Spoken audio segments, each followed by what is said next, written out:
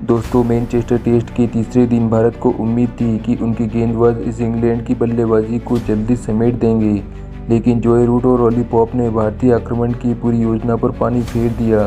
England ने न सिर्फ बढ़त बनाई बल्कि भारत को पूरी तरीके से बैकफुट पर धकेल दिया। इस निराशाजनक प्रदर्शन के बाद भारतीय क्रिकेट के कई दिग्गज भड़क उठे। इरफान पठान, सुनील गावस्कर, रवि शास्त्री और जहीर खान ने कप्तानी चयन और रणनीति पर बड़े सवाल उठाए। आइए जानते हैं इन दिग्गजों ने भारत की हार पर क्या तीखे बयान दिए और बीसीसीआई से क्या मांग की। जी हां, बताएंगे पूरी खबर, तो वीडियो को अंत तक ज़रूर देखें। और अगर आप भी टीम इंडिया के फैन हैं तो वीडियो को एक लाइक ज़रूर करें। दोस्तों, मैनचेस्टर के मैदान पर तीसरे दिन का सूरज जैसे ही उगा, टीम इंडिया के लिए उम्मीद भी एक नई सुबह के साथ जगी। पिछली शाम इंग्लैंड ने 2 विकेट पर 225 रन बनाकर खेल खत्म किया था और अब नज़रें इंग्लैंड की बल्लेबाजी पर टिकी थी। सभी को उम्मीद थी कि भारतीय गेंदबाज इस अगले दिन कुछ कमाल करेंगे और इंग्लैंड को जल्दी समेट देंगे, लेकिन मैदान पर जो हुआ उसने तस्वीर ही बदल दी। क्रीज पर इंग्लैंड के 2 धाकड़ बल्लेबाज मौजूद थे, जोए रूट और ओली पॉप। जैसे ही खेल शुरू हुआ, इन दोनों ने अपनी क्लास दिखानी शुरू कर दी। सुबह के सत्र में भारत ने नई गेंद से उम्मीदें लगाई थी, लेकिन इंग्लिश बल्लेबाज कुछ अलग ही मूड में नजर आए। जसप्रीत बुमराह, मोहम्मद सिराज ने सदी हुई गेंदबाजी से शुरुआत की, लाइन और लेंथ पर पूरा ध्यान रखा, लेकिन रूट और पॉप दोनों बिल्कुल संयमित नजर आए। रूट ने बैकफुट पर जाकर स्क्वायर कट और पॉप ने कवर ड्राइव खेली।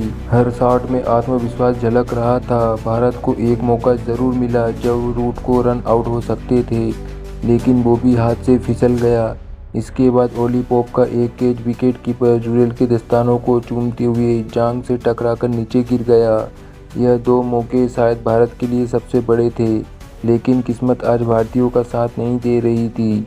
जैसे जैसे समय आगे बढ़ा, गेंदबाज थकने लगे और इंग्लैंड का स्कोर भी रफ्तार पकड़ने लगा। ओली पॉप ने अपना अर्धशतक पूरा किया, एक ऐसी पारी जिसमें उन्होंने धैर्य और आक्रामकता का संतुलन बखूबी साधा। वहीं जोए रूट तो अपने अनुभव का पूरा फायदा उठा रहे थे।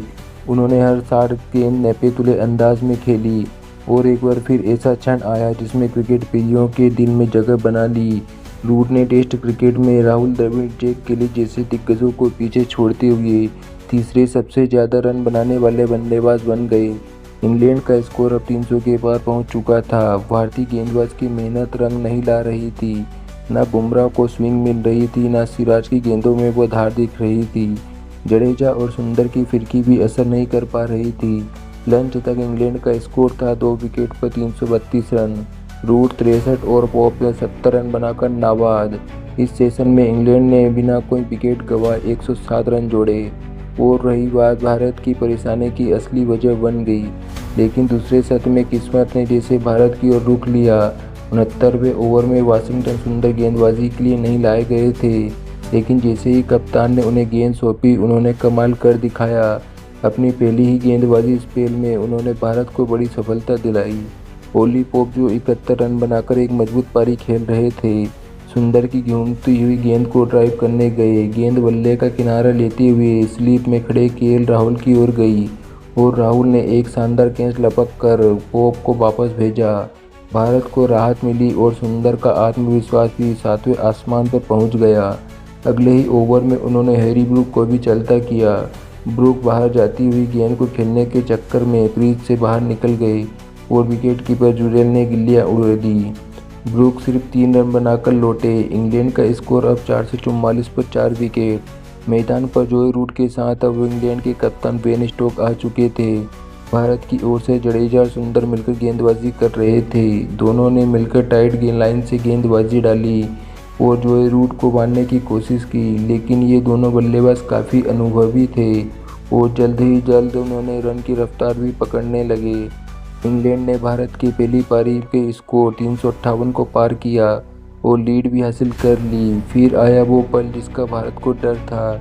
जोए रूट ने अपना टेस्ट शतक पूरा किया। यह उनका एक और मास्टर क्लास था।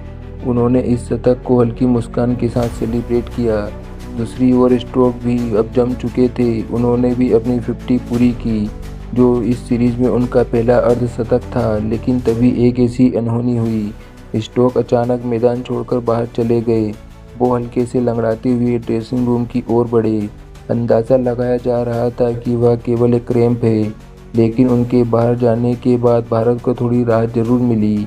इसके बाद जेमी स्मिथ बल्लेबाजी के लिए आए। रूट ने उनके बाद में 150 रन पर पहुंचा दिया और इंग्लैंड ने 500 रन भी पूरे कर लिए। अब लग रहा था कि रूट को कोई आउट ही नहीं कर पाएगा, लेकिन फिर आया दिन का ऐसा बड़ा पल। रवींद्र जडेजा ने वो कर दिखाया जो अब तक असंभव लग रहा था। रूट को चकमा देते हुए जडेजा की गेंद शार्पली टर्न हुई। रूट आगे बढ़कर ड्राइव खेलने गए, लेकिन गेंद बल्ले का किनारा नहीं ले सकी, बल्कि सीधा विकेट कीपर जुरेल की ओर बढ़ गई। रूट क्रीज के बाहर थे और जुरेल ने गिल्लियां बिखेर दी। जोए रूट, जिन्होंने 248 गेंदों पर 150 रन बनाए, आखिरकार आउट हो गए। यह विकेट भारत के लिए संजीवनी के समान था, लेकिन इंग्लैंड अब भी भारत के मैच में काफ़ी आगे है। उन्होंने एक तरफा बना दिया है इस मैच को। वहीं इस प्रदर्शन के बाद भारत के पूर्व दिग्गज खिलाड़ियों का गुस्सा फूट पड़ा और उन्होंने कुछ चौंकाने वाले बयान दिए।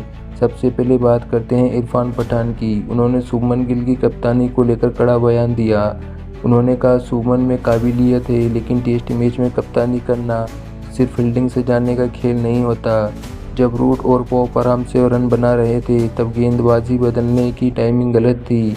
सुंदर को 69वें ओवर तक गेंद न देना बेहद हैरान करने वाला फैसला था।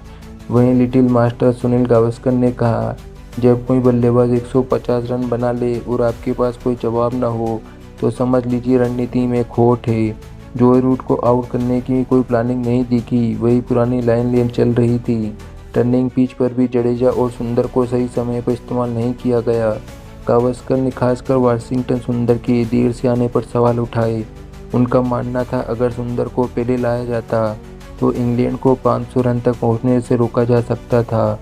इसके बाद पूर्व कोच रवि शास्त्री ने टीम सिलेक्शन पर तंज कसते हुए कहा, आपके पास दुनिया के सबसे बेहतरीन चाइनामैन गेंदबाज है कुलदीप यादव, जो हालिया टेस्ट में लगातार विकेट ले रहा था, और आप उसे बाहर बैठाते हैं तो यह सोच से परे है। ऐसी गलतियों से टीम को टेस्ट मैच नहीं, पूरी सीरीज गंवानी पड़ती है। शास्त्री का मानना था कि कुलदीप के स्पिन का इंग्लैंड बल्लेबाजों के असर जरूर हो सकता था और उनकी कमी टीम को साफ दिख रही थी। भारत के पूर्व तेज गेंदबाज जहीर खान ने बुमराह और सिराज की लाइन लेंथ पर सवाल उठाए। उन्होंने कहा, बल्लेबाज को सेट होने देने की बहुत ज़्यादा छूट दी गई। न कोई बाउंसर प्लान दिखा, न स्लोअर वन से छेड़खानी। जो बुमराह और सिराज आईपीएल में खतरनाक नजर आते हैं, वह टेस्ट मैच में निष्क्रिय कैसे हो सकते हैं। जहीर ने कहा, गेंदबाजों को दबाव बनाने की बजाय रूट पॉप को गेंद देखने और खेलने देने दिया गया, जिससे वे सेट हो गए। इरफान पठान ने कहा कि गंभीर के नेतृत्व में टीम की सकारात्मकता की कमी दिख रही है। वहीं गावस्कर ने भी संकेत दिए कि टेस्ट मैच केवल तकनीकी तैयारी नहीं, मानसिक शक्ति भी मांगता है, जो इस टीम में नदारद है। सभी दिग्गजों ने एक बात पर सहमति जताई। विराट कोहली की अनुपस्थिति पर शास्त्री ने कहा, जब विराट टीम में होते हैं तो खिलाड़ियों में एक जोश की आक्रामकता रहती है। उनके न होने से मिडिल ऑर्डर की रीढ़ टूट गई है। वहीं गावस्कर ने कहा, कोहली सिर्फ बल्लेबाज नहीं, वो फील्ड पर एक नेता है। उनकी कमी मैदान पर हर सेशन में महसूस हुई। दिग्गजों ने साफ शब्दों में कहा कि बीसीसीआई को अब चुप बैठने की ज़रूरत नहीं है। चयन समिति, कोच स्टाफ और कप्तानी, सभी पर रिव्यू जरूरी है। शास्त्री ने कहा, इतनी लगातार हार के बाद भी अगर कोई एक्शन नहीं होता है तो यह सिर्फ खिलाड़ियों को ही नहीं, फैंस को भी निराश करता है। गंभीर को टेस्ट से हटाकर किसी अनुभवी शख्स को लाना चाहिए। यह सभी दिग्गजों की राय थी। तीसरे दिन का खेल इंग्लैंड के दबदबे और भारत की रणनीतिक असफलता का आईना बन गया। जब भारतीय क्रिकेट के इतने बड़े बड़े नाम एक सुर में आलोचना कर रहे हैं, तो जाहिर है कि हालात गंभीर हैं। अब देखना है कि क्या बीसीसीआई इन दिग्गजों की बात सुनेगी और कोई ठोस कदम उठाएगी, या फिर मैनचेस्टर की हार भी बीते मैचों की तरह भुला दी जाएगी। तो दोस्तों, इस पर अपनी राय हमें कमेंट में ज़रूर बताएं।